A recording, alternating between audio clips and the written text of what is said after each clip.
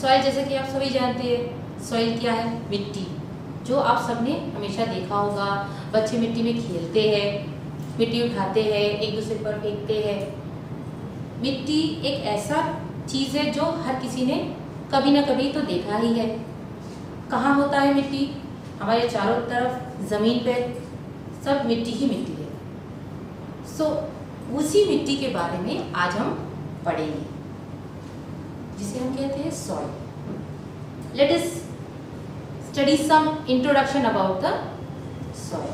Soil क्या है? What is a soil? Soil is a natural resource. Natural resource यानी कि जो हमें नेचर में मिलता है, जो चीज़ हमारे नेचर में होता है वो हम नेचुरल रिसोर्स कहते हैं। Soil is the upper most part of the earth crust. Earth crust के ऊपर जो टॉप मोस्ट लेयर होता वो होता सॉइल। इट्स थिकनेस इज उसका थिकनेस कितना होता है? लगभग कुछ मिलीमीटर से लेके 3 to 4 मीटर्स तक। बहुत ज़्यादा थिक होता नहीं है टॉप सॉइल, बस थोड़ा 4 to 5 मीटर्स की थिकनेस होता है।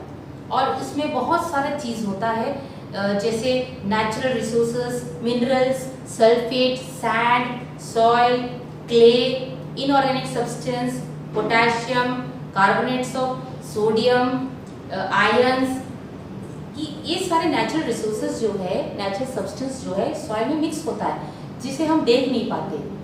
इसके साथ बहुत इंपॉर्टेंट चीज़ है जो सॉइल में मिक्स होता है, वो है water, air and living organisms. Living organisms भी रहते हैं सॉइल्स में, ये सब आप सभी जानते हैं। बहुत सारे लिविंग ऑर्गेनिजम्स हैं जो सॉइल में रहते हैं, जैसे कि रैबिट होल करके सॉइल के अंदर अपना घर बनाता है। स्नेक्स है जो सॉइल में रहते हैं। मोस्ट इम्पॉर्टेंट अर्थवर्म जो हम सॉइल के ऊपर देखते रहते हैं। ये सभी एनिमल्स जो है वो सॉइल में रहते हैं। इन एनिमल्स के साथ साथ माइक्रो ऑर्गेनिजम्स भी है जो सॉइल में रहते हैं। सो soil is essential for the existence of plant, animals and all the living organisms. तो सॉइल बहुत इंपॉर्टेंट हो गया प्लांट्स और एनिमल्स के लिए। सॉइल के बिना प्लांट्स और एनिमल्स सर्वाइव नहीं कर सकते, क्योंकि all the plants grow on the soil. सभी प्लांट सॉइल में ग्रो करते और प्लांट्स के जरिए ही फूड चेन हमारा शुरू होता है। ओके, तो ये था थोड़ा सा इंट्रोडक्शन सॉइल के बारे में। Now let us study about the formation of soil. अगर सॉइल है तो ये सॉइल आया कहाँ से? अर्थ में सॉइल का फॉर्मेशन हुआ कैसे? Formation of soil. Soil is formed in the following 2 steps.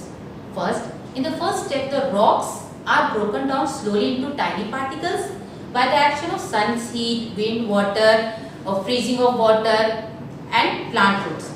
ये पहला स्टेप हो गया soil formation का. Second है the tiny particles.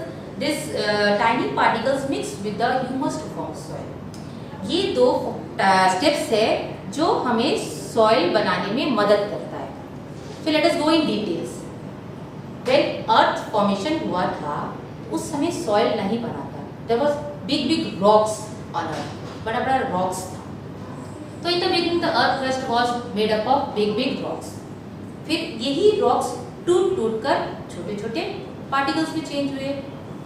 सपोज जैसे कि अगर हम एक बड़ा सा रॉक का पीस ले लिए और उसको क्रश कर दिए, सो ये क्रश करने के बाद जो बचा वो सॉइल फॉर्मेशन में हेल्प करता है। तो ये क्रशिंग हुआ कैसे है? जैसे ड्यूरिंग विंटर, ठंडा के मौसम में क्या होता है, जो वाटर रॉक्स के बीच में चला जाता है वो फ्रीज हो जाता है। फ्रीज होने के बाद वाटर एक्सपैंड्स, ये सभी जानते हैं। When water freezes it expands, तो वो जब फ्रीज हो जाता है, वाटर एक्सपैंड होता है, तो वो रॉक को ब्रेक कर देता है। तो जब रॉक को ब्रेक कर देता है तो it gets into 2 or more particles. तो ये एक्सपेंशन रॉक्स, बिग रॉक्स को तोड़ने में काम आता है। उसके बाद और बहुत सारा एजेंट्स होते हैं, एक्सटर्नल एजेंट्स हैं जो इस रॉक्स को पीसेस करने में हेल्प करते हैं, जैसे the flowing water of streams, waterfalls, river. They also help to break the large piece of rocks into small particles. ये हो गया हमारा फर्स्ट। अब ये सारे रॉक्स जो टूट कर छोटा छोटा सॉइल्स में चेंज हुआ है, उसके बाद इस सॉइल में क्या मिक्स होता है? ह्यूमस। ह्यूमस क्या है? Humus is the nutrition part of the soil. जो सॉइल में न्यूट्रिशन होता है, जो प्लांट्स को मिलता है ग्रो करने के लिए, वो ह्यूमस कहलाता है। The strong wind erode the rock slowly and steadily by the removing particles from them. Now addition of humus, जो ह्यूमस ऐड होता है इस पार्टिकल्स में, they make the complete soil. वो एक कंप्लीट सॉइल बनाता है। जैसे ह्यूमस में होता है डेड ऑर्गेनिजम्स, जो ऑर्गेनिज्म मर जाते हैं या फिर जो ऑर्गेनिजम्स बरी हो जाते हैं सॉइल में रॉक के साथ, वो सब डेड ऑर्गेनिजम्स क्या है? प्लांट्स और एनिमल्स ही है। ओके, प्लांट्स एंड एनिमल्स जो डेड हो गए, वो मिक्स हो गए, डिकम्पोज होके सॉइल के साथ मिक्स हो गए। तो ये मिक्स होने के बाद ये एक कंप्लीट सॉइल फॉर्म कर देते हैं। The addition of organic matter from dead and decomposed plants and animals is a last stage in the formation of soil. Soil form हो गया। Soil form होने के बाद soils में different layer बना। ये सारा प्रोसीजर बहुत लंबे समय तक चला। So what is the different layers of the soil? यानी कि soil profile. Soil have three main profiles.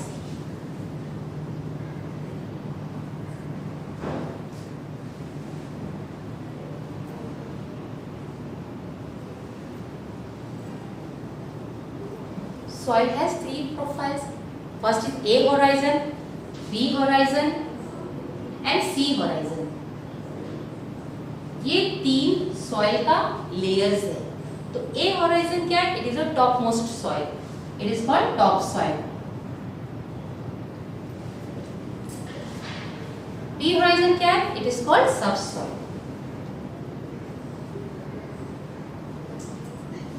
And C horizon is the substratum.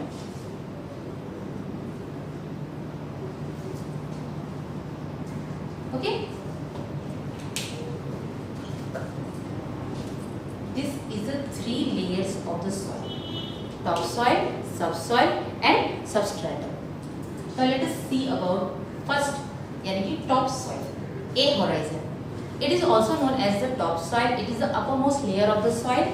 The color of the soil is dark, यानी कि बहुत डार्क होता है top soil, since it is rich in minerals and humus. तो top soil जो होता है वही मेन लेयर होता है जहाँ में प्लांट ग्रो करता है। प्लांट को क्या चाहिए? न्यूट्रिशन चाहिए। न्यूट्रिशन कहाँ से मिलता है? प्लांट्स को सॉइल से मिलता है, वो भी टॉप मोस्ट लेयर से, because top most layer consist of humus. Humus are the main nutrition which they provide to the plant. This layer is soft, porous and hold lot of water other than other layer. Plant also needs soil nutrition. Along with that they also need water and air. तो top layer जो होता है it is porous. Porous का मतलब they are very soft and they have contain lot of water. उसमें बहुत सारा पानी होता है, air भी होता है जो वो root को provide करता है. It is the most fertile layer of the soil. Fertile layer होता है top soil. Plant get all the nutrition from the top soil. Okay, this is the first layer जो soil के uppermost layer में होता है. It is very thin layer. जो top soil होता है बहुत कम layer के लिए होता है जहाँ तक plant का root पहुँच सके. Second is B horizon. B horizon, this layer lies just below the A horizon. A horizon के नीचे next layer जो होता सबसॉइल का layer. It contains a very little amount of humus, उसमें बहुत कम ह्यूमस होता है. फिर it contain more sand particles and is more compact than the top soil. Top soil जितना पोरस होता है, सबसॉइल उतना पोरस नहीं होता. इट इज लिटिल कॉम्पैक्ट और it contains very little living organisms. और एक होराइजन टॉप सॉइल में बहुत सारा लिविंग ऑर्गेनिजम्स भी रहते हैं, जैसे अर्थवॉर्म हो गया, स्नेक्स हो गए, बीटल्स हो गए. ये सारे एनिमल्स जो है टॉप सॉइल में रहते हैं. बी होराइजन में बहुत कम लिविंग ऑर्गेनिजम्स रहते हैं जो ज़्यादा डीप नहीं जा पाते और they are called subs. Next is the C horizon यानी कि लोवेस्ट लेयर, सरफेस का सॉइल का सबसे पीछे वाला part. This layer lies below the subsoil. It is called substratum. These rock pieces are rich in minerals. ये जो big big rocks होता है, okay? It contains no humus. इसमें कोई humus नहीं होता. Sea horizon में कोई humus नहीं होता. They are formed by the partial weathering of bedrock. Weathering यानी कि जो breaking of big rocks होता, that is called weathering.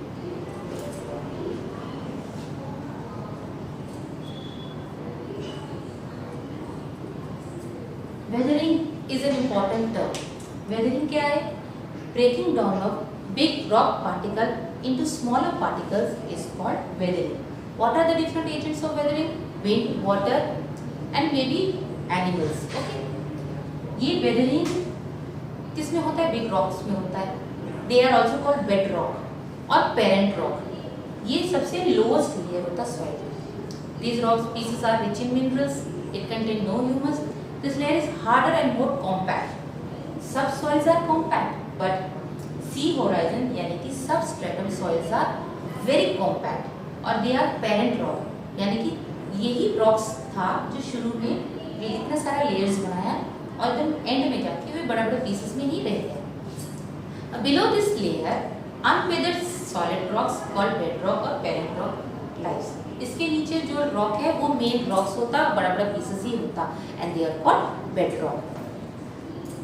ये था soil profile, different layers of soil. Hope you understood soil profile. अब हम आगे चलते हैं, देखते हैं कॉम्पोजिशन ऑफ सॉइल. सॉइल तो बन गया, सॉइल का डिफरेंट लेयर्स भी हम देख लिए. तो what are the compositions of soil? Soil में होता क्या-क्या है?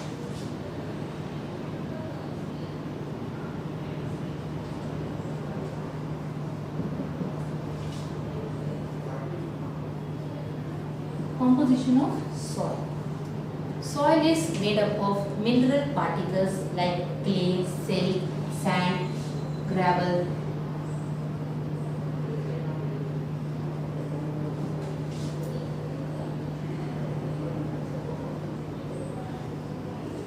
These are the mineral particles. Soils में clay, silt, sand ये सभी soil में होता है. इसके साथ सॉइल में क्या होता है? Soil consist of humus also. Humus क्या है? Humus are the decomposition of organisms, plants and animals. So humus में माइक्रो ऑर्गेनिजम्स भी होते हैं like bacteria, fungi etcetera. So it also consist of humus. Humus में क्या है? माइक्रो ऑर्गेनिजम्स है, फिर डेड प्लांट है, एनिमल्स है, एनिमल वेस्ट है. तो and changes these the organism changes the matter into simple organic molecules. So microorganisms क्या करते हैं? सब dead organisms को break करके they change it to simpler organic molecules ताकि वो humus में change हो सके और वो plant उससे nutrition ले सके. This organic matter is called humus, which mixes with the particles to give a black brown color to the soil. Humus in particles के साथ मिलता है, मिलके सॉइल को क्या कलर देता है? एक dark brown colour. Dark brown colour humus की वजह से आता है. इससे पता चलता है कि soil is very fertile. Soil fertile हो जाता है. जो सॉइल बहुत फर्टाइल होता है it will be very dark in colour. उसके बाद ह्यूमस तो पता चल गया ह्यूमस क्या है. So what is the importance of humus? Humus का इम्पोर्टेंस क्या होगा? इतने सारे जानकारी के बाद आप लोगों को पता चल गया होगा ह्यूमस का क्या इम्पोर्टेंस है. It makes soil fertile. सबसे पहले सॉइल को फर्टाइल बनाता है due to the presence of nutrients होता है, okay, which is necessary for plant. It improves the texture of clay soil. Clay soil का टेक्सचर चेंज करता. When added to sandy soil it improves the water holding capacity. जब sandy soil में humus को add करते हैं तो it changes the water holding capacity. यानी कि soil needs to hold water for plant. So now what are the different composition में आप लोगों को पता चल गया. मिनरल्स हो गया, ह्यूमस हो गया. now water also soil also consists of water, that is called soil water. soil water यानी कि space between the soil particles are filled with water, air, या जो एयर और वाटर होता है वो सॉइल का बीच बीच में जो गैप्स होता है उसमें फिल होता है। When water is present between the gaps of the soil, उस समय वहाँ पे एयर बहुत कम होता है। When this space are very narrow, बहुत, क्योंकि वो सॉइल जो होता है बहुत स्पेशियस होता है, लूज होता है। जो लूज सॉइल होता है उसमें वाटर कंटेंट या वाटर होल्डिंग कैपेसिटी बहुत होता है। ये वाटर कौन लेता है? Roots of the plant, they easily absorb the water. These water are called capillary water.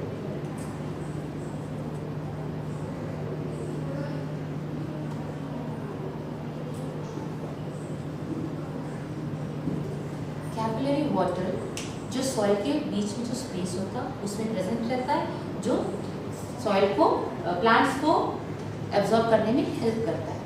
Next comes soil air, यानी कि space between the soil compositions में ही सभी है। Compositions consist of, soil consist of minerals, humus, water, air. Okay, soil contain air in the soil space between them. Soil air contain more moisture, carbon dioxide and less oxygen as compared to atmospheric air.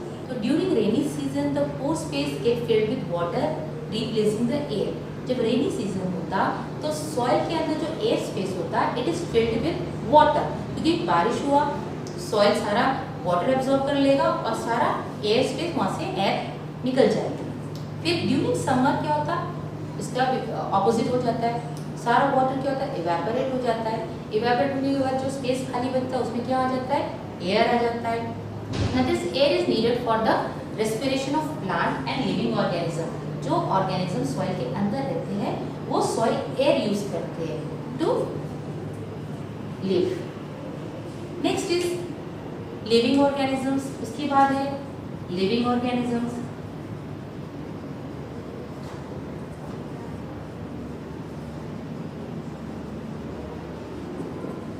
Living organisms are also present inside the soil. They also comprises the composition of the soil. Soil में बहुत सारे living organisms भी रहते हैं. Soil contain a variety of living organisms like flora, fauna, decomposers. Flora और fauna क्या है? Flora consist of algae, molds, mushrooms.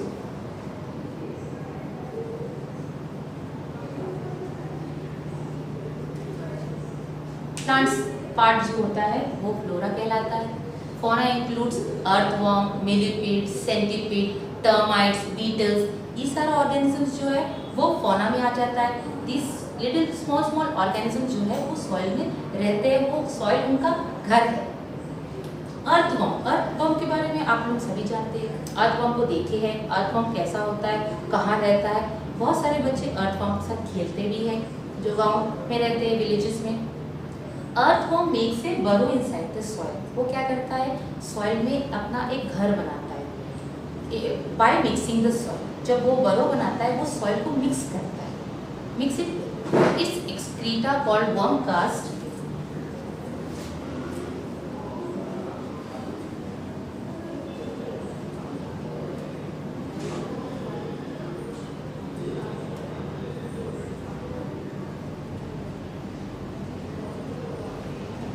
Earthworm produces an excretory product called worm cast.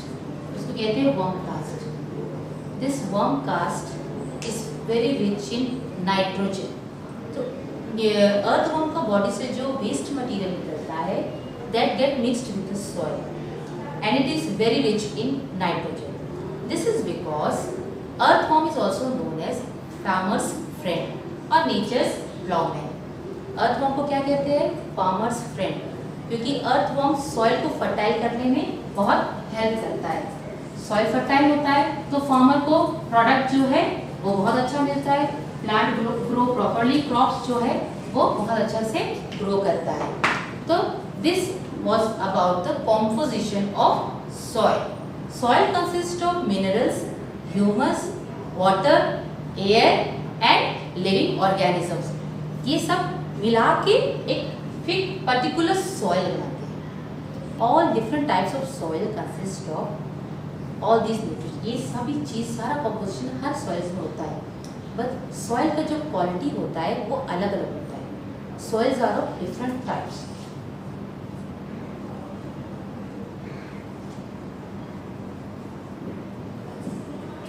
Types of soil. Depending upon the composition of soil and size of the particles, soil can be broadly divided into three types: sandy soil, clayey soil, and loamy soil. These are the three different types of soil. It depends upon the size of the particles and the composition. Now sandy soil.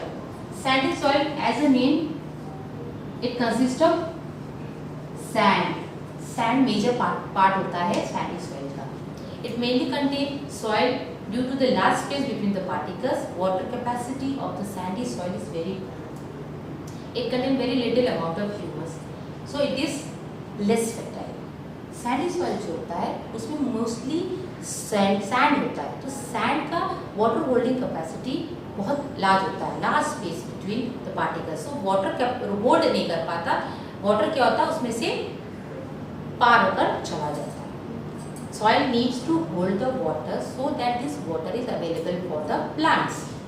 So sandy soil में बहुत ज़्यादा space होता है, particles are very large space, particles के बीच में बहुत सारा स्पेस होता है, and they do not contain large amount of humus, so they are less fertile. ज़्यादा fertile नहीं होता है crops के लिए, it is less fertile. Clay soil is mainly composed of clay. तो clay word आप लोगों ने सुना है. Clay क्या है? Clay is used to make toys. They have a large holding capacity, water holding capacity. यानी कि clay soil में वाटर होल्डिंग कैपेसिटी बहुत ज़्यादा होता है. It's very good in holding water because the particles in the clay soil are very tightly packed, तो वो पानी को पार होके जाने नहीं देता. This lead to water logging of soil and damages the crops. तो this is also not good for growing plants या ग्रोइंग क्रॉप्स, क्योंकि वाटर अगर रुका हुआ रहेगा प्लांट्स में तो प्लांट्स विल स्लोली डाई. एकदम रुका हुआ पानी नहीं होना चाहिए, प्लांट क्या होता है सड़ जाता है ज़्यादा पानी में. तो this leads to water logging. Water logging का मतलब होता है to block water and it get collected in an area, collect होके रुका हुआ रहेगा. It is mainly use for making pots and toys. तो क्ले सॉइल किस यूज क्या काम में आता है? ये टॉयज और पॉट्स बनाने में काम आता है. Next is the loamy soil. Loamy soil consists of mainly silt and mixture of sand, clay, silt, all together they form